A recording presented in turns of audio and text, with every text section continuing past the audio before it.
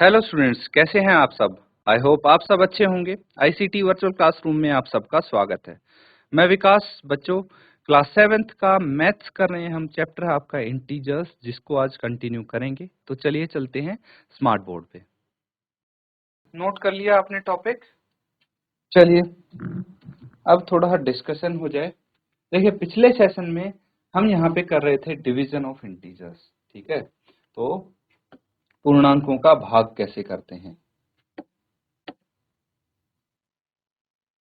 अब वहां पे सबसे इंपॉर्टेंट चीज है साइन, यानी जो हमारा रिजल्टिंग आंसर होगा, रिजल्ट होगा, उस पे साइन कौन सा आएगा। तो वो कैसे डिपेंड करता है किस चीज पे।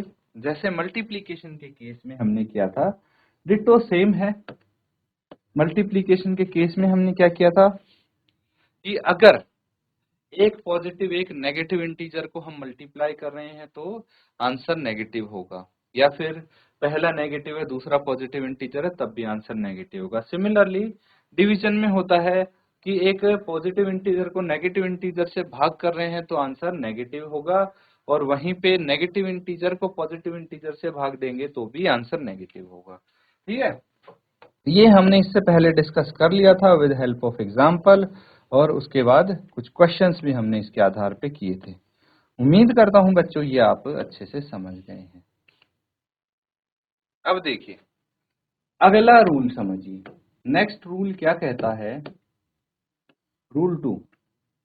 If two integers of same sign are divided, अगर दो इंटीजर जिनका साइन सेम है उनको भाग देते हैं, then we divide them as whole numbers, उनको होल नंबर्स की तरह भाग करेंगे, और जो हमारा रिजल्ट होगा, जो आंसर होगा, उस पे हम पॉजिटिव साइन लगा देंगे क्वोशिएंट पे। ठीक है, समझ में आया? जो भागफल आएगा उसका साइन होगा पॉजिटिव। ऐसे ही मल्टीप्लीकेशन के केस में था, दो सेम साइन वाले इंटीजर्स को मल्टीप्लाई करते हैं तो हमारा आंसर पॉजिटिव आता है। तो ये एक जैसे ही चलते हैं मल्टीप्लाई और डिवाइड। अब यहाँ पे मान लीजिए एक नेगेटिव इंटीजर है a, दूसरा नेगेटिव इंटीजर है b। a को b से भाग किया तो आपका आंसर क्या आया, a बटे b। अगर दोनों पॉजिटिव इंटीजर हैं और b, तब भी आपका a बटे b आएगा, प्लस में आएगा आंसर बच्चों। फॉर एग्जाम्पल देखिए, हमारे पास है 25, उसको 5 से भाग करना है, तो 25 डिवाइडेड बाय 5, दोनों ही पॉजिटिव इंटीजर है, आंसर 25 बटे 5 यानी 5 आ गया। ये भी पॉजिटिव है। अगर -25 को -5 से डिवाइड करेंगे, ये रहा, तो उस केस में क्या होगा, तब भी आंसर आपका पॉजिटिव आएगा, क्योंकि दोनों का साइन सेम है इंटीजर्स का। समझ में आ गया? इस रूल को लिख लेंगे आप पहले।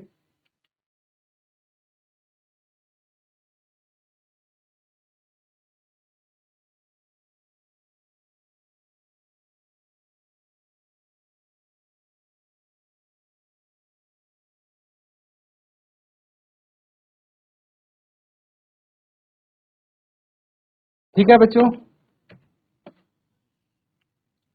तो अब आपने देखा दोनों ही केसेस में इसका रिजल्ट सेम था। अब कुछ एग्जाम्पल यहाँ पे कर लिए जाएं। चलिए फर्स्ट पार्ट देखिए, यहाँ पे दो इंटीजर्स हैं। ठीक है, -36 को भाग करना है आपको -4 से। ठीक है, कितना आ जाएगा आंसर, -36 बटे -4। ऐसे ही करेंगे। अब इनको जब भाग करते हैं तो आपका आंसर प्लस में आएगा। 4 9 जा 36, दोनों ही नेगेटिव इंटीजर हैं तो रिजल्ट आएगा पॉजिटिव इंटीजर। ठीक है, अगला देखिए, -31 है, इसको डिवाइड करना है आपको -30 प्लस -1। तो इस केस में सबसे पहले ब्रैकेट को सॉल्व करेंगे हम, और -31 है ये, डिवाइडेड बाय, अब -30 और -1 को अगर जोड़ेंगे तो -31 आएगा, है ना। ये एडिशन ऑफ इंटीजर्स, ये तो आपको बताने की जरूरत नहीं है, ये हम कर चुके हैं डिस्कस। अब देखिए -31 बटे -31, दोनों को डिवाइड करते हैं, आंसर आपका आ जाएगा 1। थर्ड पार्ट देखिए, यहाँ पे है 6 वो भी माइनस का, -6 + 5 डिवाइडेड बाय -3 + 2, ठीक है। -6 और +5 को जोड़ेंगे तो -1 आ जाएगा, डिवाइडेड बाय -3 और +2 को जोड़ेंगे तो -1 आ जाएगा, और इनको डिवाइड करेंगे -1 बाय -1, आंसर आपका आएगा 1। नोट कर लेंगे बच्चों। इस तरह से एग्जाम्पल की मदद से हमने समझा कि दो नेगेटिव इंटीजर्स को जब हम भाग करते हैं तो आंसर आपका पॉजिटिव आता है।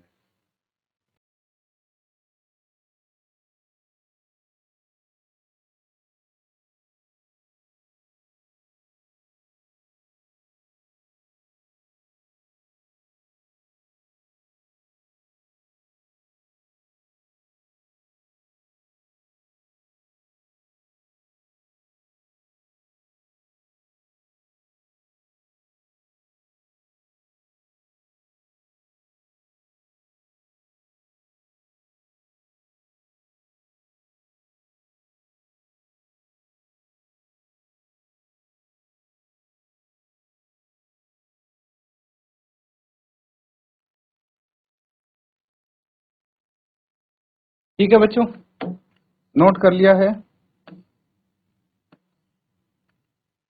चलिए ठीक है।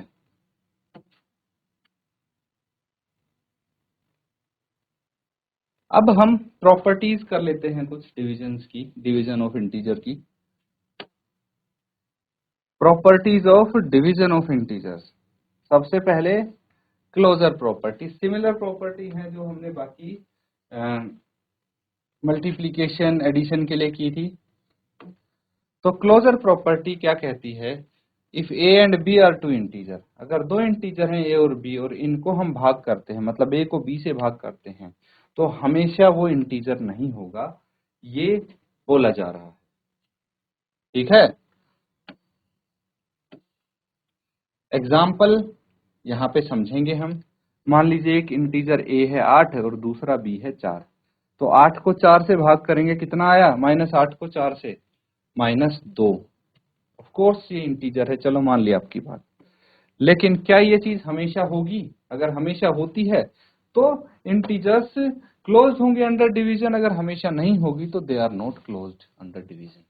देखिए, अगर 4 को हम -8 से डिवाइड करते हैं, ये भी तो दोनों इंटीजर ही हैं, तो अगर इन दो इंटीजर्स को आपस में भाग करेंगे तो जो आंसर आएगा वो एक इंटीजर नहीं होगा, पूर्णांक नहीं होगा, इसीलिए यहाँ पे ये इंटीजर नहीं है इनका रिजल्ट। सिमिलरली 10/27 भी डिवाइड करने के बाद इंटीजर नहीं आएगा, तो आप ये बोल सकते हैं integers are not closed under division.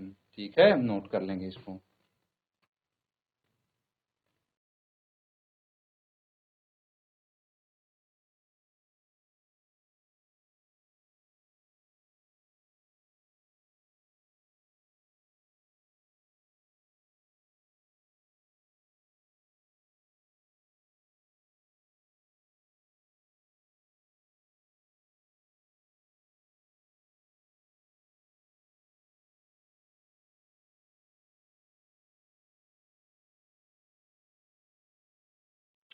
ठीक है, चलिए अगला है आपका कम्यूटेटिव प्रॉपर्टी। कम्यूटेटिव प्रॉपर्टी देखते हैं फॉलो करता है या नहीं। कम्यूटेटिव प्रॉपर्टी में क्या कहते हैं कि या तो ए को बी से भाग करें या फिर बी को ए से भाग करें, दोनों ही केस में आंसर आपका सेम आना चाहिए। ठीक है, जैसे एडिशन के लिए, मल्टीप्लिकेशन के लिए कम्यूटेटिव प्रॉपर्टी होती है, क्या डिवीजन के लिए भी होती है। तो यहाँ पे हम एग्जांपल की मदद से समझ रहे हैं। 18 को -6 से भाग करेंगे, कितना आएगा, 18 डिवाइडेड बाय -6 -3 आ गया। लेकिन अगर -6 को 18 से भाग करेंगे तो ये तो एक इंटीजर नहीं आएगा, और इंटीजर नहीं आएगा तो ये बराबर कैसे हो सकता है, तो ये आंसर 9 हो गया। और एक एग्जांपल देखिए, -25 को 5 से भाग कीजिए, -5 आएगा जो एक इंटीजर है, लेकिन 5 को -25 से भाग करेंगे तो इंटीजर नहीं आएगा। तो यहाँ से हमें पता लगता है कि भाई a divided by b is not equal to b divided by a। ठीक है, अगला देखिए, अगर एसोसिएटिव प्रॉपर्टी के लिए हम चेक करें इसको, तो यहाँ पे एसोसिएटिव प्रॉपर्टी को भी फॉलो नहीं करेगा। Division is not associative for integer, जैसे division is not commutative for integer है। क्यों? क्योंकि एसोसिएटिव में क्या होता है, 3 इंटीजर है मान लीजिए ए बी सी, तो पहले हम ए को बी से भाग कर रहे हैं, ठीक है। अगर हम ए को बी से भाग करते हैं इस केस में, तो कितना आ जाएगा, 24 डिवाइडेड बाय -4, ये आ जाएगा -6, ठीक है। जो आंसर आएगा -6, उसको हम भाग करेंगे +2 से, तो यहाँ पे आंसर आ जाएगा -3, -3 आ गया आंसर। लेकिन अगर हम पहले b और c को सॉल्व करें, मतलब b डिवाइडेड बाय c, तो इस केस में क्या आ जाएगा, देखिए -4 है, उसको 2 से भाग करना है, कितना आ जाएगा, -2 आ जाएगा। अब 24 जो आया है आपका, उसको -2 से भाग करना है, तो ये -12 आएगा। तो आंसर तो अलग अलग आ गए, एक केस में आपका आंसर आया -3, एक में -12, तो ये इक्वल नहीं होंगे। और ये इक्वल अगर नहीं होंगे तो यहाँ पे आप बोल सकते हैं कि a divided by b divided bye c, जो ब्रैकेट में a डिवाइडेड बाय b है, मतलब पहले अगर a को b से भाग करें या फिर b को c से भाग करें, तो आंसर आपका अलग अलग आएगा। तो इसीलिए बोल सकते हैं division is not associative for integers.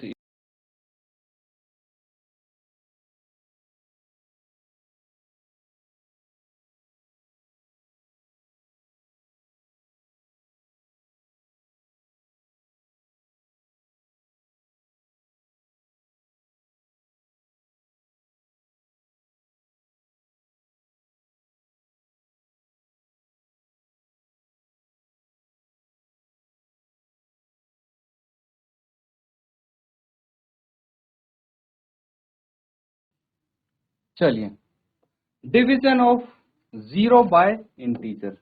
अगर 0 को इंटीजर से डिवाइड करेंगे तो क्या होगा, मतलब यहाँ पे एक इंटीजर है a, फिर एक 0 है। अगर मैं इस 0 को इंटीजर से भाग कर दूं, 0 डिवाइडेड बाय -5, तो आंसर क्या आएगा, 0, ठीक है। जैसे किसी इंटीजर को 0 से मल्टीप्लाई करने पे आपका आंसर 0 आता है, उसी प्रकार से किसी 0 को एक इंटीजर से भाग करने पे आपका आंसर 0 आएगा। ध्यान रखना, इस केस में हम 0 को इंटीजर से भाग कर रहे हैं, ना कि इंटीजर को 0 से, ठीक है। इसका उल्टा मत कर देना बच्चों। अब इसी तरह से अगला देखिए, ये इंटीजर 7 है, अगर इसको हम 0 से भाग करेंगे तो आंसर अगेन 0 आएगा। -12 को 0 से भाग करने पे आंसर 0 आएगा, ठीक है। लेकिन अगर इन्हीं इंटीजर को हम 1 से भाग करें, ठीक है, डिवीजन ऑफ इंटीजर बाय 1, तो इस केस में अगर मैं किसी इंटीजर को 1 से भाग कर देता हूं, जैसे -5 को 1 से भाग किया, तो आंसर सेम इंटीजर आएगा। जैसे किसी इंटीजर को 1 से मल्टीप्लाई करने पे आंसर सेम इंटीजर रहता है, सिमिलरली डिवाइड करने पे भी। 15 को 1 से भाग करेंगे 15 आंसर आएगा, -150 को 1 से भाग करेंगे तो -150 आएगा। तो ये a के बराबर ही होगा। समझ में आया है? नोट कर लेंगे इसको।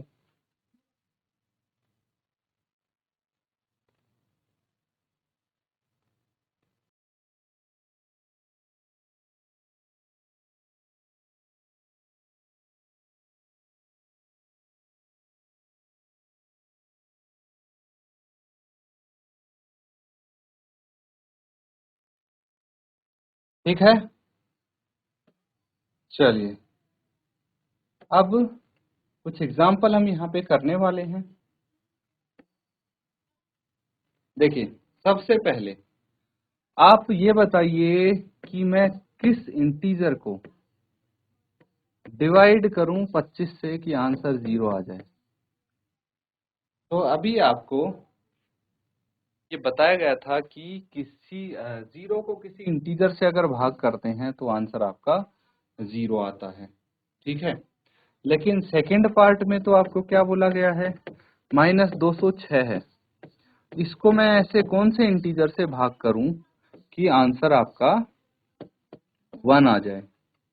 तो अगर मैं इसको सेम इंटीजर से भाग करता हूं -206 से, तब आपका आंसर सेम आएगा। अब देखिए थर्ड पार्ट में है कि एक इंटीजर है, इसको 1 से अगर भाग करेंगे तो -87 आता है। तो अगर एक इंटीजर को 1 से भाग करता हूं तो आंसर वही इंटीजर आता है। ये हमने सीखा था डिवीजन बाय 1 रूल से, ठीक है। अब अगर आप यहाँ पे थर्ड पार्ट है, 3 पार्ट हमने कर दिए हैं, इसके नोट कर लेंगे।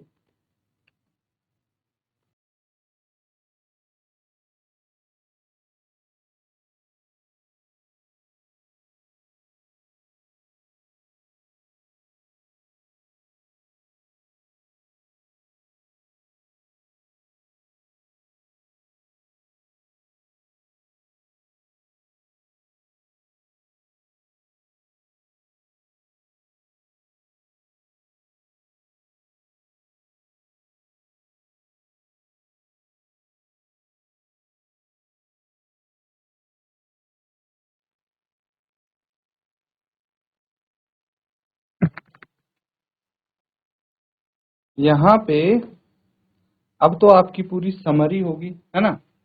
तो कुछ क्वेश्चंस हम डिस्कस कर लेते हैं।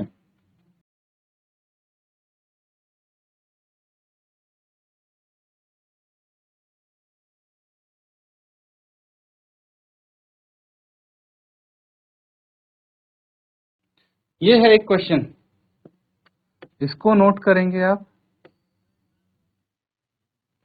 और फिर सॉल्व कर लेंगे।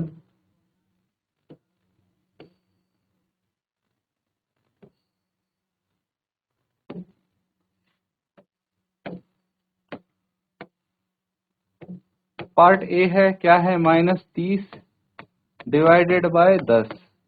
तो एक नेगेटिव इंटीजर है, एक पॉजिटिव इंटीजर है। अगर मैं एक नेगेटिव इंटीजर को एक पॉजिटिव इंटीजर से भाग करता हूं तो आंसर आएगा नेगेटिव इंटीजर, 10 3 जा 30, तो -3 आ जाएगा आंसर। इसी तरह से अगर एक पॉजिटिव इंटीजर को, जो कि 50 है, एक नेगेटिव इंटीजर से जो कि 5 है भाग किया जाए, पॉजिटिव इंटीजर को नेगेटिव इंटीजर से भाग करेंगे तो क्या आएगा, आंसर नेगेटिव इंटीजर आएगा। अब 50 को 5 से भाग करने पे क्या आता है, 5 10 जा 15, 10 आ जाएगा, तो आंसर नेगेटिव होगा आपका। पार्ट सी, एक नेगेटिव इंटीजर 36 को भाग करेंगे अगर 9 से, -9 से, दोनों ही नेगेटिव इंटीजर हैं, तो अगर सेम साइन हो तो क्या बोला था,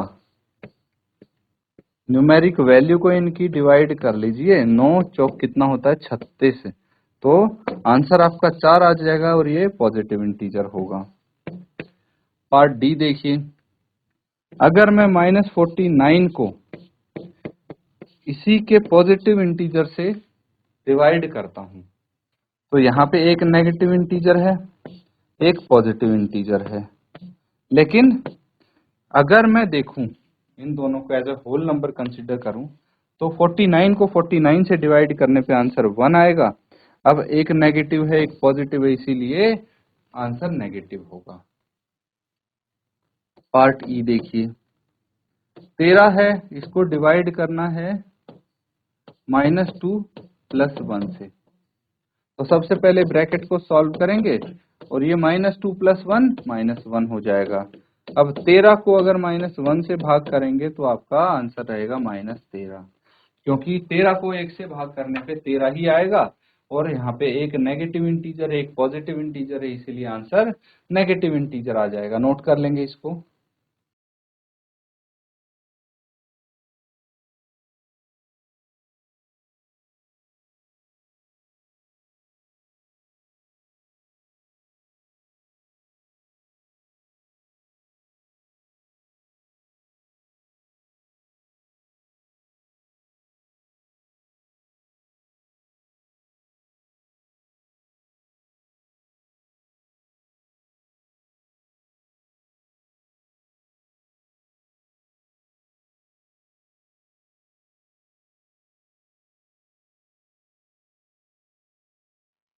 ठीक है बच्चों, नोट कर लिया है, तो चलिए बाकी के पार्ट्स यहाँ पे सॉल्व कर लेते हैं।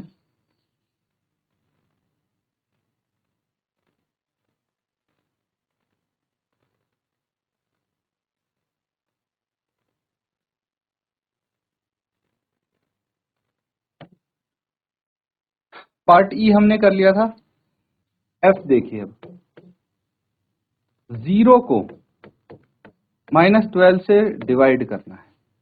तो हमने एक प्रॉपर्टी सीखी थी, समझी थी कि 0 को किसी इंटीजर से अगर भाग करेंगे, किसी भी, पॉजिटिव हो नेगेटिव हो कोई फर्क नहीं पड़ता, हमेशा आपका आंसर 0 रहेगा, 0 रहेगा। जिस प्रकार 0 को किसी इंटीजर से मल्टीप्लाई करने पे आपका आंसर सेम रहता है।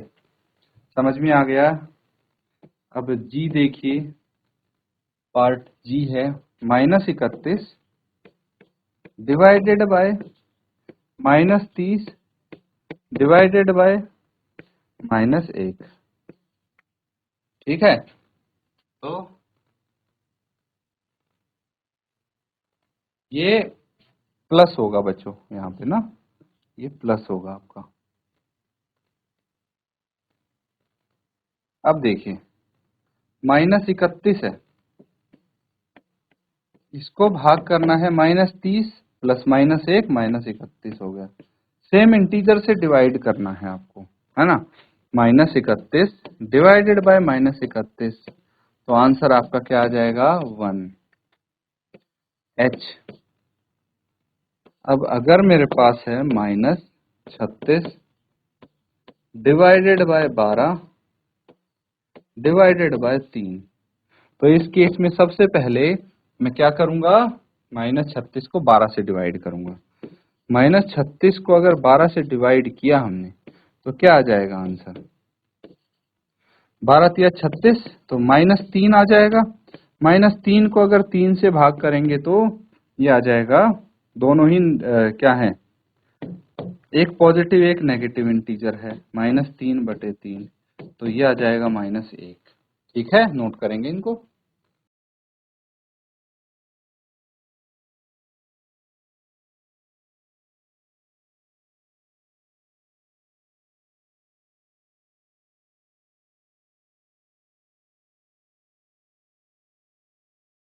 ठीक है, चलिए लास्ट पार्ट है इसका, नोट कीजिए इसको।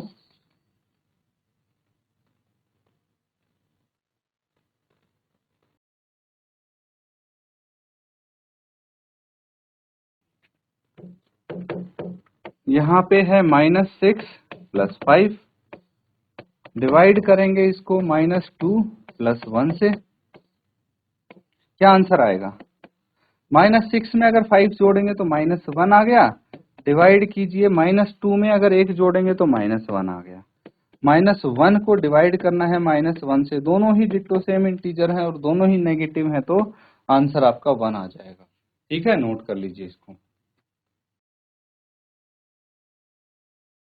तो स्टूडेंट्स यहाँ पे जो क्वेश्चंस हैं, हमने जो यहाँ पे क्वेश्चन किए हैं, डिवीजन ऑफ इंटीजर्स किया है, उनके कुछ प्रॉपर्टीज की हैं, उनको अच्छे से आपको रिवाइज करना है घर पे। इसी के साथ बच्चों आज का सेशन यहाँ पे एंड करेंगे हम। Thank you and have a nice day.